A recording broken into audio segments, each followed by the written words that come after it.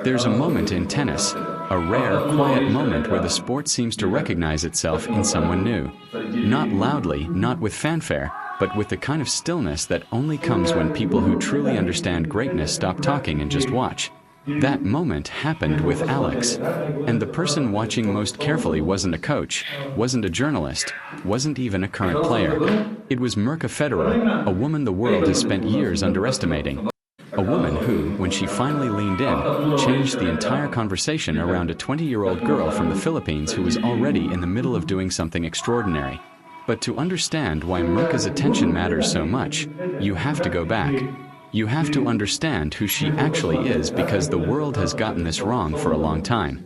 Most people know her as Roger's wife, the woman in the player's box, the one holding the children, the one smiling through 5-set finals with the kind of composure that makes you wonder if she's made of something different than the rest of us.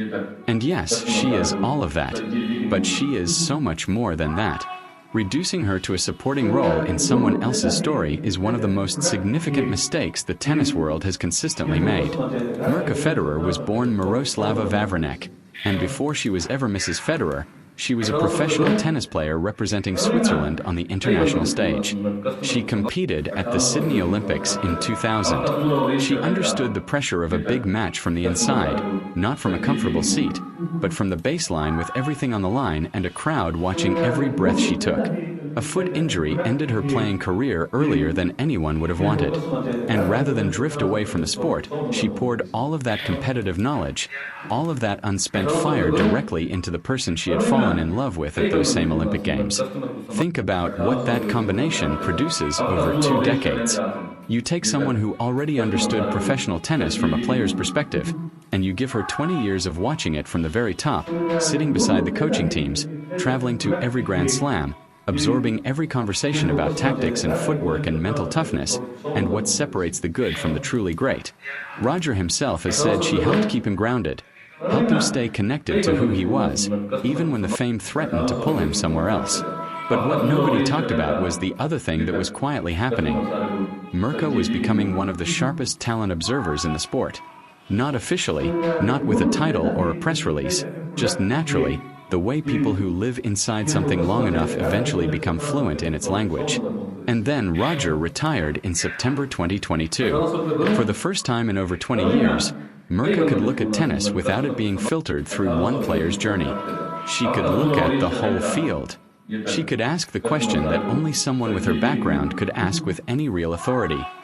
Who is coming next? The answer was already training on a set of clay courts in Mallorca, Spain, already grinding through the kind of hours that quietly build champions while the rest of the world isn't paying attention yet.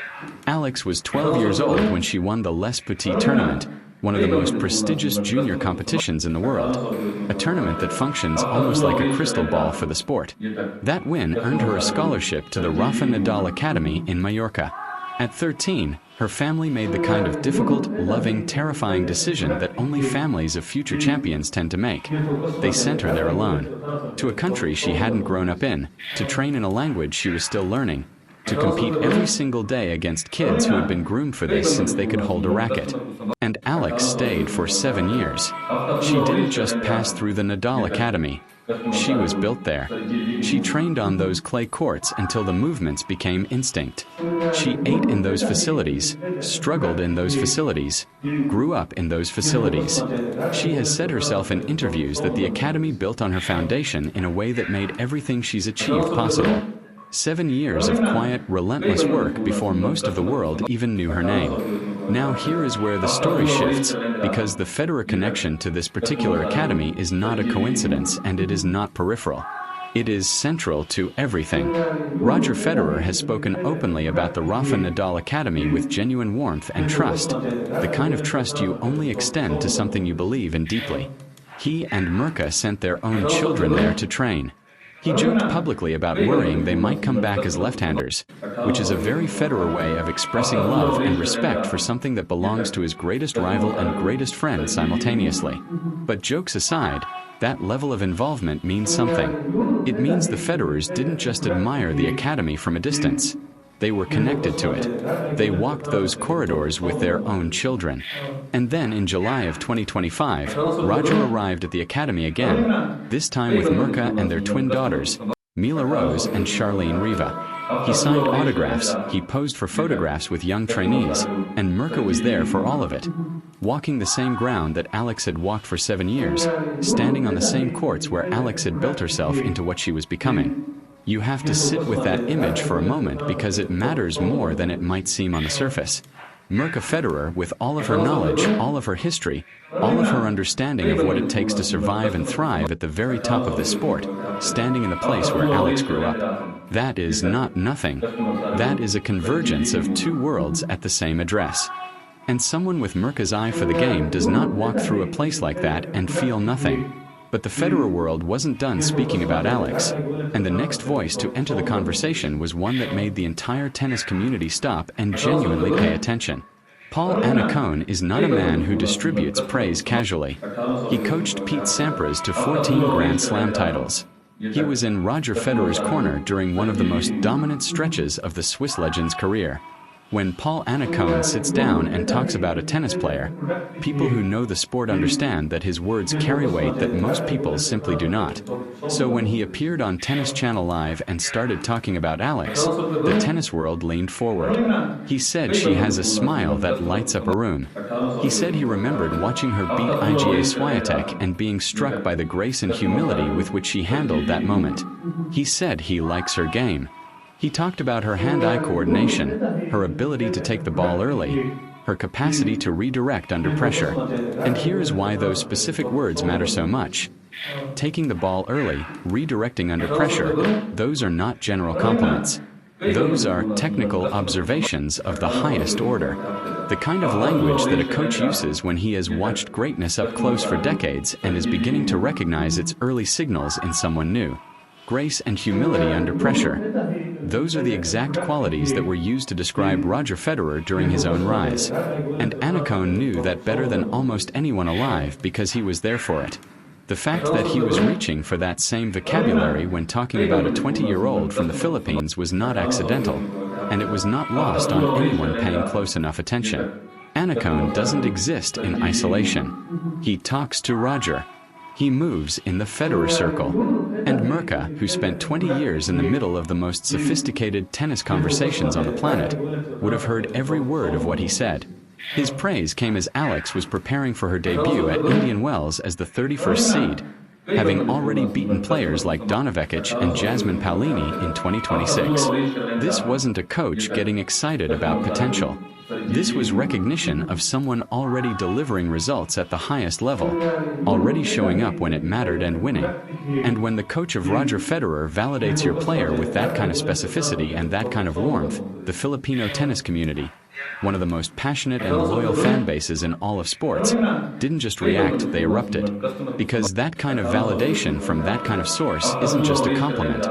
It feels like something closer to a coronation. But here is the part of Alex's story that sometimes gets buried under the celebrity connections and the famous names, and it is the part that deserves to be told loudly and clearly on its own terms. What she has actually done on a tennis court at 20 years old is staggering, and it would be staggering regardless of who was watching. She began the 2025 season ranked 143rd in the world. Then came Miami. As a wildcard entry, with no obligation on anyone's part to take her seriously, she walked into one of the biggest WTA 1000 tournaments on the calendar and did something that people who cover tennis for a living are still processing. She beat Iga Swiatek. Then she beat Yelena Ostapenko. Then she beat Madison Keys. 3 Grand Slam champions in a row as a wild card. And she did it without losing herself in the moment, without becoming someone different under the pressure, without forgetting who she was in the middle of something that would have broken a lot of players with far more experience. She called that Miami run the highlight of her career so far. She said everything clicked. She looked back at it and called it insane, which is the right word because it genuinely was. By the 2025 US Open, she was beating top 20 players and recording historic firsts for Filipino tennis. By March 2026, she was in the Miami Open round of 16, sitting at world number 29, still rising, still finding new ceilings to push through. And she carries all of it alongside something that most players her age simply don't have to carry. She represents an entire nation. Every time she steps onto a court, there are millions of people back home watching, hoping, investing something of themselves in her performance. Every upset, every main draw appearance, every deep run reinforces something that matters beyond tennis: the belief that Filipinos belong at the very top of this sport. Alex has been honest about what that weight costs her. She has talked about the mental toll, the pressure, the process of learning to switch off from tennis mode and fill her cup from something outside the game so she can come back to it whole. That level of self-awareness, that kind of emotional intelligence at 20, while carrying a nation, while competing against the best players in the world, is the thing that makes people who truly understand greatness sit up straight and pay attention. Which brings us back to Mirka. Because here's the thing about people who have spent their lives around excellence at the highest level. They don't stay quiet when something genuinely rare walks into the room. Silence in those moments isn't neutral. It's dishonest. And Mirka Federer is not a dishonest person. When she walked through the Nadal Academy in July 2025, she was walking through Alex's world. She was standing on the courts that had shaped a player who had already beaten 3 Grand Slam champions as a wild card, who was already representing an entire country with grace and composure, who was already being talked about by the man who coached her husband as someone with a game worth paying close attention to. And then, as if the universe wanted to make absolutely sure all the right circles were closing, Rafael Nadal himself returned to the court after a year away and chose Alex as his practice partner. His first session back after 12 months, he chose her. And his caption afterward was warm and genuine, saying it was great to be back and great to practice with her, and that next time he would be stronger. The academy the Federers visited, the courts Mirka walked, and now Nadal, Roger's greatest rival and closest friend, choosing Alex as the person he trusted to help him find his way back. There is a through line running through all of this, and it leads directly to her. Former player Alison Riska-Mertraj was once asked if she could think of another woman in tennis who receives the same kind of support that Alex gets wherever she goes. Her answer was straightforward: no, not to this extent. And she said the ceiling Alex has is that much higher. The ceiling that Mirka Federer, with 20 years of watching legends build their legacies from the inside, can see as clearly as anyone alive. Mirka didn't hold a press conference. She didn't post a statement. She didn't send a formal message of support. She did something more powerful than any of those things. She showed up. She walked the courts. She let her presence in Alex's world mean something. And in the language of people who understand what presence communicates in tennis, that means everything. So here is where all of this lands, and it is bigger than one story about one visit to one academy.